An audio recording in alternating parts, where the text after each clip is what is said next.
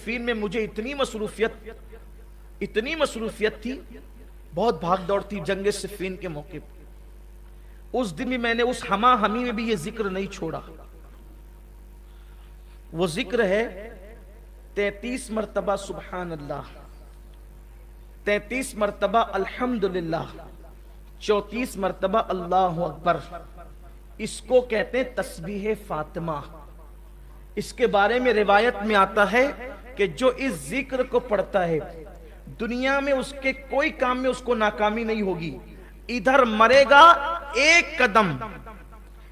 قدم اس کا دنیا سے اٹھے گا، ادھر مرے گا ادھر دخول جنت کی سعادت نصیب ہو جائے گی.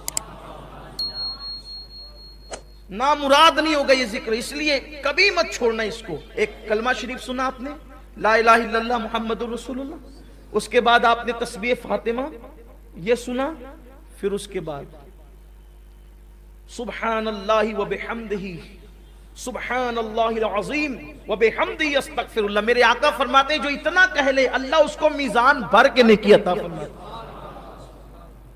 اس کو بھی پڑھو.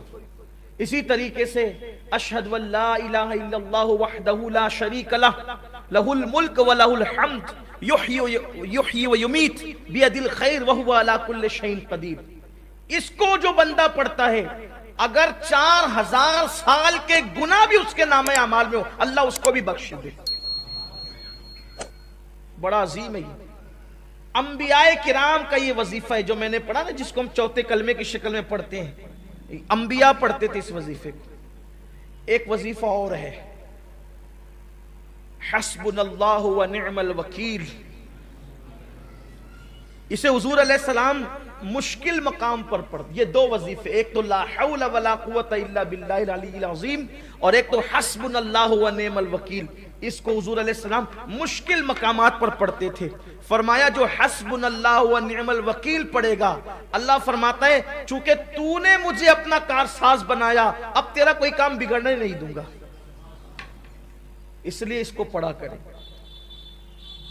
بڑے وظائف ہیں اور بہت زیادہ دیے جائیں تو کہیں ایسا نہ ہو کہ آپ مشکل میں پڑ جائیں. لیکن ایک وظیفہ جو حضور غوث پاک سے منسوب ہے اور اس کی بے شمار دنیاوی اخروی فوائد ہیں، اگر کچھ نہ کر سکو تو اتنا کر لیا کرو کہ ہر نماز کے بعد یہ وظیفہ، اس کو کہتے ہیں پنج گنج قادریہ.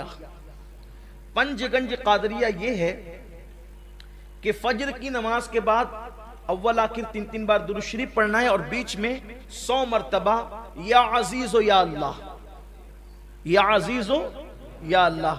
ظہر کے بعد 100 مرتبہ یا کریم و یا اللہ. عصر کے بعد 100 مرتبہ یا جبار و یا اللہ.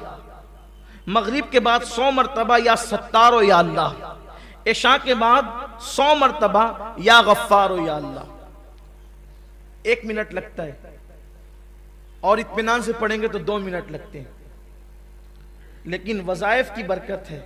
یہ جو یا عزیز و یا اللہ پڑھتا ہے فجر کے بعد جو کبھی ذلیل نہیں ہوگا، نہ دنیا میں نہ آخرت میں.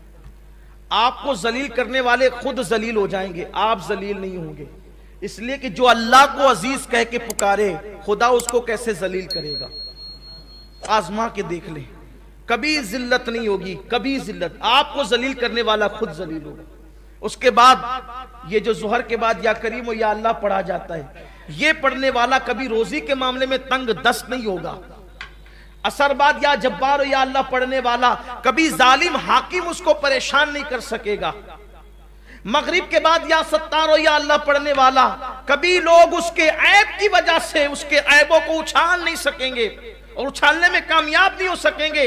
عشاء کے بعد یا غفار و یا اللہ پڑھنے والا اللہ تبارک و تعالی اس کے بستر پر آنکھ بند ہونے سے پہلے اس کی مغفرت فرما دے گا. اللہ کا ذکر کریں. آخری بات یہ کہ ذکر کی 3 قسمیں ہیں. جب تک کہ یہ 3 قسم ایک ساتھ نہ ہو جائے ذکر نہیں ہوتا. جب تک کہ تینوں چیز مل نہ جائیں ذکر نہیں ہوتا. ایک ہے ذکر باللسان یعنی زبان سے ذکر. دوسرا ہے ذکر بالقلب یعنی دل سے ذکر. تیسرا ہے ذکر بالجوارح یعنی اعضاء سے ذکر.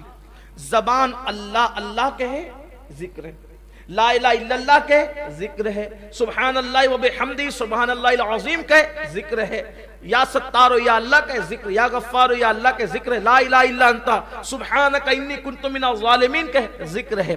لیکن زبان یہ سب ذکر کرے، اب دل میں یہ ہو کہ میرے اللہ میری اوقات کیا تھی کہ میں تیرا ذکر کرتا، تو توفیق نہ دیتا تو میں کب کرتا۔ یہ نہیں کہ ذکر کر رہا ہوں سب کو دیکھ رہا ہوں کہ کون کون دیکھ رہا ہے کہ میں ذکر کر رہا ہوں، میری حیثیت کیا، تو نہ چاہتا تو میری زبان پہ تیرا نام کیسے آتا۔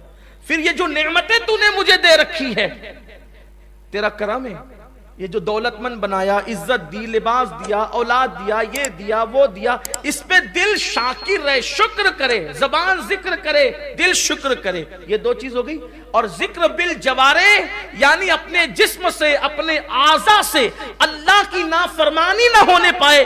جب یہ تینوں ایک ساتھ ہو جاتے ہیں کہ اعضاء گناہ سے بچے، دل شکر کرے، زبان ذکر کرے، تو اس کو کہتے ہیں ذاکر، یعنی یہ ہے ذکر کرنے والا۔ تو یہ زمین پر خدا کا ذکر کرتا ہے، آسمان کی بلندیوں پہ خدا اس کا ذکر کرتا ہے، شرق غرب میں پھر اس کے چرچے ہونے لگتے ہیں۔ تو میرے آقا علیہ السلام سے انہوں نے پوچھا، آقا اس عرابی نے کہ یا رسول اللہ میں مقام خاص چاہتا ہوں اللہ کی بارگاہ میں، تو کہا کہ ذکر کرنے والے بنو۔ اللہ تعالی ہم سب کو توفیق عطا فرمائے۔